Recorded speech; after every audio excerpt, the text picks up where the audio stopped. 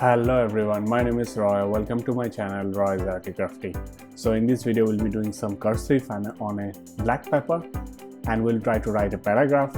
So let's get started.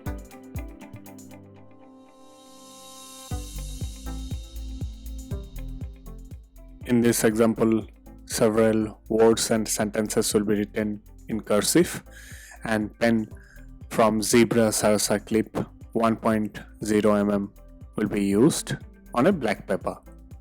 The height of the capital letters will be 1 cm around, and the small letters will be half of the 1 cm, so it will be 0.5 cm, and guidelines have been used, only the baseline have been used.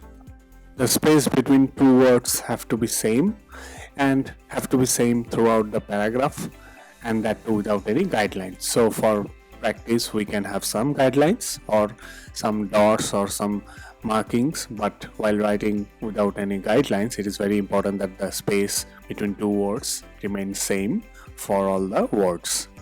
As the lines or the sentences are written next to each other or below one another, it is very important that the letters should not cross each other or overlap each other.